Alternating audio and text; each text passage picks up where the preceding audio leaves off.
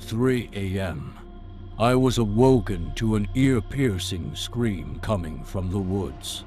Waking up my husband, I asked him to listen to the sound. It persisted for several minutes. It sounds like a mountain lion. It's probably trying to lure in some bait. No one screams like that for that long. Try to go back to sleep. It'll stop soon. He rolled over and went back to sleep. Eventually, the screaming did stop. However, I couldn't shake the feeling that something worse was going on. Eventually, I did find sleep again. The next morning, we went out to the lake. The cabin we stayed at was something we both decided was a great place to spend our honeymoon. I thought, with both of us being shut-in kind of people, that 2 weeks in the woods by ourselves would be heaven. It's nice so far, but the alleged mountain lion is distressing to say the least. How late did the wildlife keep you up? My husband Thomas asked, no doubt looking for bags under my eyes. It didn't last for long, but it made me pretty uncomfortable. Do you think it left? Most likely. My guess is that it was probably marking territory. Cats tend to get pretty pissy when other animals get on their turf.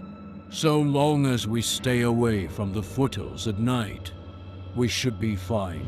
After finishing up our chat about last night, we ended up talking about nothing for a couple hours. Honestly, it was pretty nice. However, I can't stop myself from staring off into the woods. I think I was looking for something, but honestly I can't be certain of what I hope to see. Time passed and the air grew cold as the sun dipped closer to the horizon. Thomas hugged me from behind and spoke into my ear. Let's get some food in us and turn in for the night. I got you something you might like. When we got inside, he presented me with a small box in a red wrapping paper, topped with a small bow. I gasped dramatically, a rectangle. My favorite. Babe, you always know just what to get me. He laughed and responded smoothly. You joke now, but that very well may be your favorite rectangle you'll ever have. My interest piqued. I quickly tore away the wrapping paper to find inside a mint-condition copy of an original printing Lovecraft book. Oh my God, how did you find this? This has to be nearly 100 years old. Can I even read it without the spine falling apart? Some rich asshole died and had a library that could rival the one in downtown Seattle. I may or may not have been friends with a relative of his during our college days. Said relative hated the guy and said I could raid the library because he knew we loved to read. So you're saying it's the genuine article? Should be okay to read. You're the best. We kissed and then made dinner. A few hours pass, and I'm finding myself having trouble attempting to sleep. Maybe I was waiting for it to happen again, or maybe I was too excited to read my new book. Taking the latter option into account, I open it up and turn on the small bedside lamp. Thankfully, my husband sleeps like a rock, so I didn't have to worry about waking him as I delved into a story written by a madman. However, as soon as I was no less than 10 pages in, it started again. There was a blood-curdling scream, as if someone's bones had been shattered.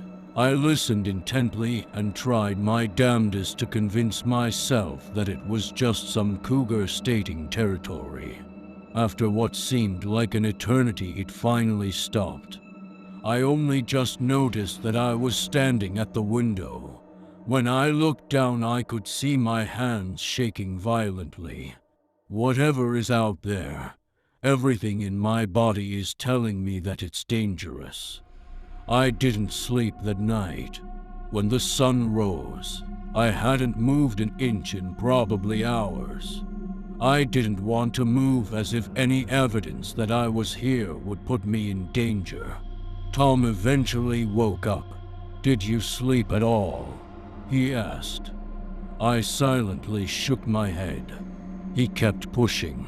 "Did you hear the mountain lions again? It was closer this time." "I don't know how much, but I don't like it. I understand. Look, we've got the whole week booked, and I'd hate to cut the honeymoon short, so I'll tell you what. We enjoy today, and if you hear it again tonight, we'll call the ranger station, and they'll be down within minutes. Thank you. I really appreciate it, of course. As much as I love any reason to go somewhere, your comfort matters more. Plus, I also really don't like predator cats. They can be real nasty customers. I don't want to be near that, especially if you're right about it getting closer." We switched topics and started talking about other things. Eventually, we got dressed and had breakfast.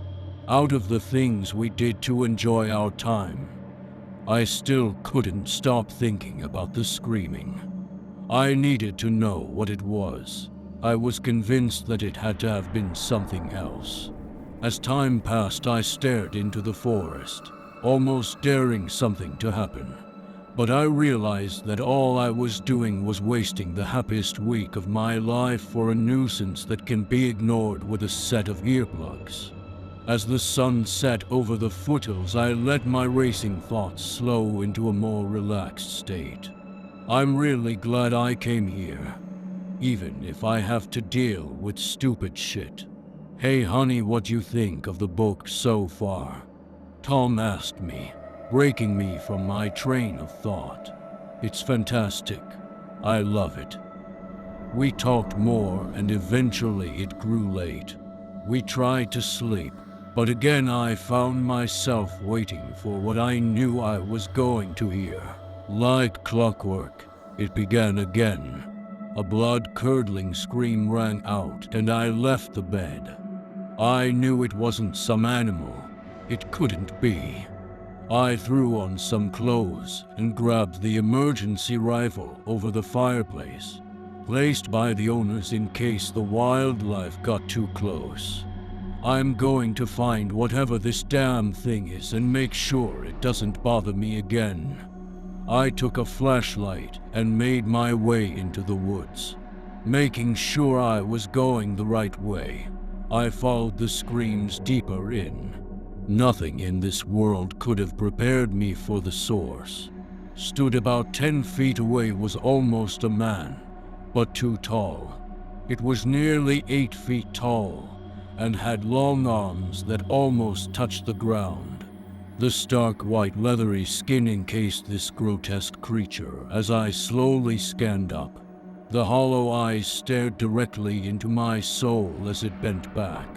When the thing's enormous hands were placed on the ground behind it for support, its chest opened up into a giant gaping mouth as it let out the same screams I had been hearing the past nights. I ran all the way back to the cabin, not stopping for a second.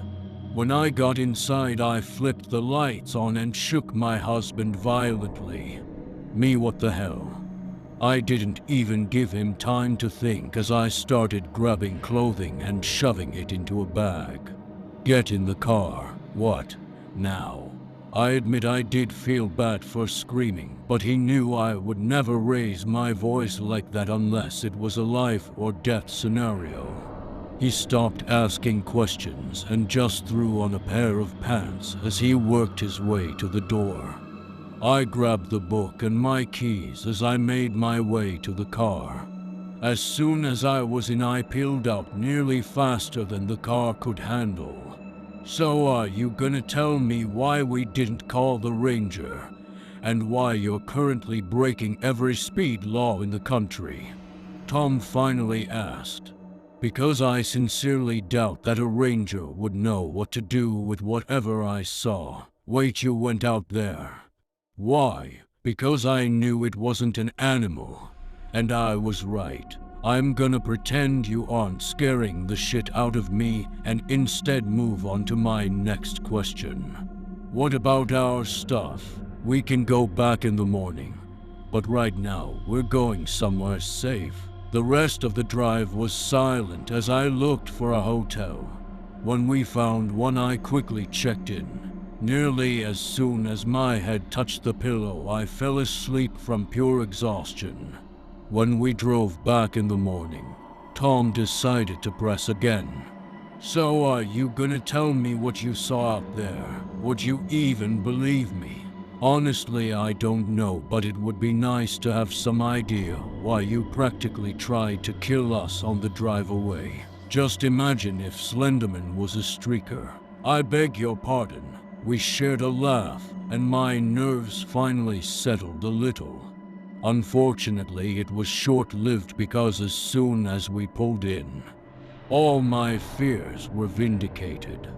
The door to the cabin was ripped off its hinges. The blinds were all torn down and everything inside was ransacked.